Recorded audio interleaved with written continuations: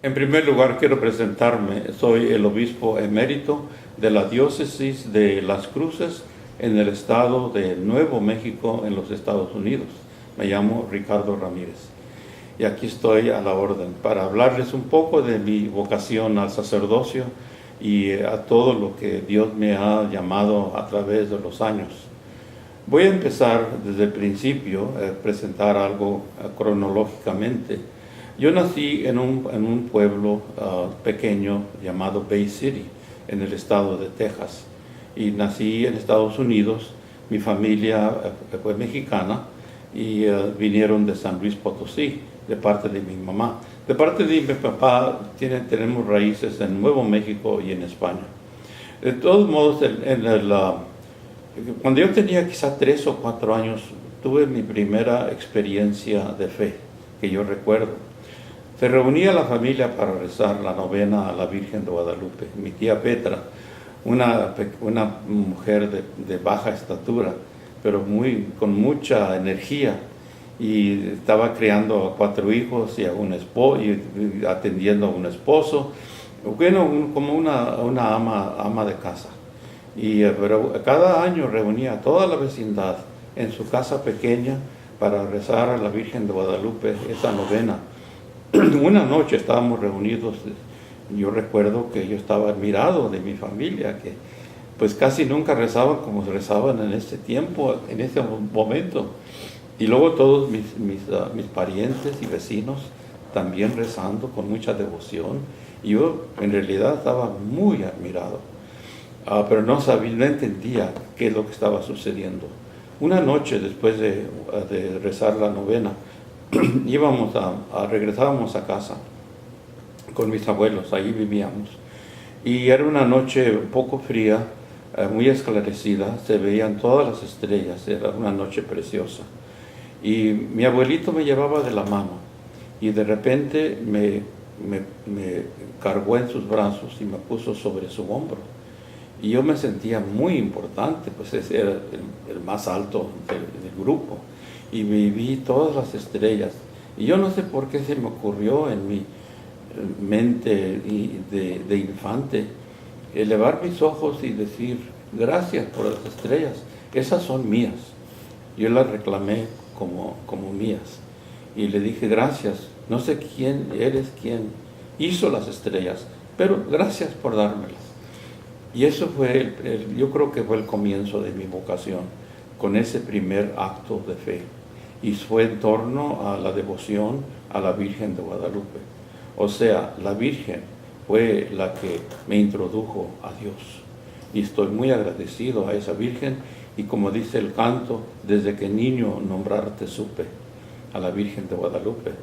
Bueno, después, a través de los años, mi familia pues era católica, no muy católica, pero sí observaban el año litúrgico y procuraban que los niños fueran bautizados y hicieran su primera comunión. Y yo me preparaba para hacer la primera comunión y una vez el padre Guillermo, se llamaba Guillermo, era un anglosajón de Michigan, y él apenas había sido ordenado. Y entonces él estaba atendiendo a la doctrina. Y mi hermano mayor, que yo, de 3 años mayor, yo estábamos esperando la doctrina, para que empezara la doctrina. Y llega el padre Guillermo y me mira, dice, te necesito a la noche, vamos a tener el rosario y la bendición. Bueno, allí estuve yo estaba muy nervioso, no sabía qué hacer. La sotana que me pusieron era muy larga, cada rato me caía. Y luego con el incienso se me cayó en la alfombra ante el altar y hice un agujero. Y siempre hubo esa señal de mi primera vez que servía en torno al altar, porque estaba allí la alfombra quemada, a un pedacito. Bueno, ya no regresé. Y unas semanas después me vio otra vez el padre y dice, ¿dónde has estado? Yo te necesito. Yo pensé que nada más esa noche me ibas a necesitar. Dice, no, yo te necesito siempre. Bueno, esa fue otra llamada. que yo en ese momento yo pensé, pues él nada más me necesita para ayudarle en el altar, pero yo no sabía que posiblemente esa era la voz de Dios, que yo te necesito siempre. Desde entonces ya no me salía de la iglesia, le ayudaba al Padre, él me llevaba hasta ver a los enfermos. Uno bien sabe como sacerdote que no necesita acólitos para ungir a los enfermos, pero el Padre me llevaba, como que tenía algo en mente. Él quería que yo viera cómo él ejercía su ministerio. Y yo me acuerdo verlo atender a los enfermos y yo lo admiraba mucho. Dije, qué bonito, qué bien atiende a esos enfermos. Y yo estaba, por ejemplo, me acuerdo íbamos al hospital y estaba la enferma en su cama y yo me quedé en la puerta viendo al Padre con tanta compasión y ternura que atendía a la enferma. Y yo pensé, yo podría hacer algo así. No, yo creo que no. Yo nunca podría hacer eso. Pero siempre estaba en mente, atrás de mi mente estaba la posibilidad que algún día yo iría al seminario. En la escuela estudié latín, nos ofrecieron latín, era una escuela pública, pero ofrecían el latín. Entonces estudié latín, por si acaso. En la universidad fui de laico y también tomé clases de latín y griego, por si acaso. Tomé filosofía, por si acaso. Entonces, siempre evitando la decisión. Y sin embargo, ya cuando terminé la universidad, digo, yo tengo que decidir qué es lo que voy a hacer. O voy a dar clases en una escuela pública, o me voy al ejército, o me voy al seminario. De las tres opciones, dije, yo quiero ver si acaso tengo vocación. Yo creo que intentaré ir al seminario. Pues me recibieron, entré al noviciado de los padres basilianos, y que es una congregación de educadores y también misioneros, porque yo quería ser un profesor de filosofía, porque me interesaba mucho la filosofía, pero también me interesaba ser sacerdote. Y esta congregación, tanto eran sacerdotes como educadores, profesores, en universidades y en escuelas secundarias. Pues fui al noviciado.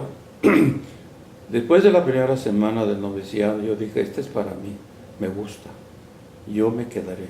Y fue una decisión que fue una decisión permanente. Y hasta ahora la fecha, pues estoy en esta vocación. Y le doy gracias a Dios que a través de los años mi vocación fue promovida por mis hermanos basilianos y también por mi familia, aunque al principio algunos de mi familia no les gustaba que yo fuera al seminario, porque ellos sabían que pues no iba a ayudar a la familia. Mi familia era pobre. Ellos pensaban que yo tenía que trabajar ya que había terminado la universidad y ahora podía trabajar y ayudar a mantener a la familia. Entonces algunos estaban molestos, algunos me apoyaban, mi hermano me apoyó, mi madre, pero mis primos y mis tíos como que no estaban muy conformes. Sin embargo, cuando me ordené y entonces estaba sirviendo a la gente, las personas que más se oponían fueron los que más se alegraban por mi sacerdocio. Una tía le dijo a mi mamá, hubieras tenido más hijos para que hubiera más padrecitos en la familia. Pero yo creo que una vocación viene de toda una familia y de toda una comunidad. No es solamente de uno mismo y Dios, sino que la comunidad, en mi caso, mi familia, mi parroquia, los sacerdotes que atendían, me animaban. Y también una organización a la cual yo pertenecí se llamaba Legión de María. Y estuve en esa Legión de María todos los años de mi secundaria y todos los años de universidad. Y entonces a través de la Legión hacíamos apostolado y teníamos las reuniones y rezábamos el rosario todos los días. Eso también me ayudó muchísimo. Así que todo involucra, una vocación involucra toda una serie de personas. No es solamente una ocasión personal, individualista, sino que tiene que ver con el pueblo de Dios, que es la familia que llamamos a la iglesia. Entonces esa es parte de la historia de mi vocación. También yo podría decir que fue la oración de especialmente de una persona, que fue mi abuela. Mi abuela se llamaba Andrea. Perdón, bisabuela. Mi bisabuela se llamaba Andrea. A propósito, ella nació aquí en Las Cruces, donde ahora vivo. Pero se la llevaron de niña a Brownsville, Texas, que está a la frontera con México, cerca de Matamoros, a la punta más al sur del estado de Texas. Y entonces sucedió, cuando ella ya era de edad, de adolescente, quizá un poco más, que a un señor venía aparentemente también bastante joven, era cocinero en un barco. Ese barco venía de Nueva Orleans, luego se iba a Galveston, en el estado de Texas, y luego a Corpus Christi y luego a Brownsville, siguiendo la costa del Golfo de México. Y él era vasco y se llamaba Felipe Espitia. Y Felipe llegó a conocer a Andrea en uno de estos puertos que se llamaba el puerto Isabel, cerca de Brownsville. Ahí se conocieron, ahí se casaron, allí crearon una familia que, a propósito, muy católica. Hasta la fecha, esa familia que ellos empezaron siempre ha sido católica. Muy pocos se han convertido a otras denominaciones cristianas. Pero cuando yo me ordené, yo sabía que mi bisabuela era una mujer de mucha oración, pero nunca la alcancé a tratar ni a conocerla. Y cuando me ordené, claro, ella ya había fallecido. Y una tía viene a mí y me dice: Ricardo, tú eres sacerdote por razón de tu bisabuela Andrea. Dije: pues, ¿por qué? Yo nunca la conocí, nunca platiqué con ella. Dice: no, ella rezaba todos los días para que en nuestra familia hubiera una vocación al sacerdocio. Y tú, dice, Ricardo, eres la respuesta de Dios a sus oraciones. Pues qué bonito, pero hubiera rezado más para que hubiera más vocaciones en nuestra familia. Yo soy el único. Así que yo le digo a la gente: miren, recen todos los días, para que algún día, quizá ustedes no van a ver ese día, porque quizá no vivirán para verlo, pero quizá a través de sus oraciones vaya a haber una vocación en su familia. Así que sigan rezando.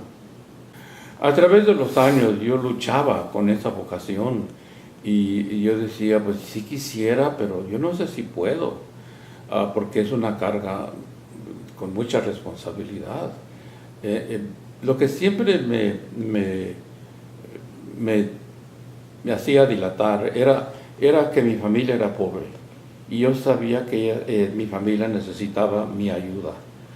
Y siempre viví con ese propósito, que algún día yo iba a ayudar a sostener a mi familia, especialmente a mi madre, porque vivía en una casa muy pobre, una casa que necesitaba mucha reparación, y pues yo sentía esa responsabilidad por ellos. Pero me dijo un sacerdote, me dijo: mira, Dios es grande y Dios es providente. Si tú quieres ir al seminario, tú vete sin cuidado. Ya verás que Dios va a atender a tu familia y no les va a faltar nada. Así que vete sin cuidado. Dios les va a ayudar. Y así fue. Cuando yo me ordené, ese año que me ordené, mi familia pudo con los pocos ahorros que tenían, y una deuda pequeña, hicieron una casita. Ahí fue donde vivió mi madre todos los restos de sus años. Una casita cómoda, ya sin problemas de reparación. Así que sí, es cierto que Dios nos ayuda y que no hay que detenernos por razones materiales, porque Dios provee. También había lo intelectual. Yo digo: yo no sé si yo puedo estudiar todo lo necesario para ser sacerdote. No sé si tengo la capacidad mental para seguir esta carrera. Sin embargo, uno lo hace paso a paso. Sí, a veces las clases, los cursos eran difíciles. Yo estudié el noviciado fue en Michigan, cerca de Detroit. Y luego después como éramos una comunidad de educadores y como yo ya tenía mi título de universidad, entonces me mandaron a dar clases como seminarista. Y di clases por 3 años en Houston y luego después en Detroit. Y me gustó mucho la pedagogía, dar clases, y me gustó estar en la sala de clase. Me agradó mucho y este es para mí. Y luego me mandaron a Toronto, Canadá, a estudiar la teología. Pues no era tan difícil como yo pensaba. Pero luego, después de 2 años en Toronto, decidieron mandarme a la Ciudad de México a estudiar la teología, a terminar mis estudios teológicos en México, en la Ciudad de México, en el Seminario Arquidiocesano de la Ciudad de México. Y allí sí fue más difícil, porque los textos eran en latín. Yo no estaba acostumbrado a leer, aunque sabía algo de latín, pero no tanto para leer los textos muy técnicos. Y luego también los exámenes. Las preguntas por lo menos eran en latín. Uno podía, y eran orales. Y no estaba acostumbrado a exámenes orales. Yo estaba acostumbrado a exámenes por escrito, que para mí se me facilitaba más. Así que, sin embargo, por la gracia de Dios, terminé mis estudios y me ordené sacerdote. Y pues siempre he gozado. Si acaso me preguntan, ¿lo harías otra vez? Yo digo, sí, lo haría otra vez.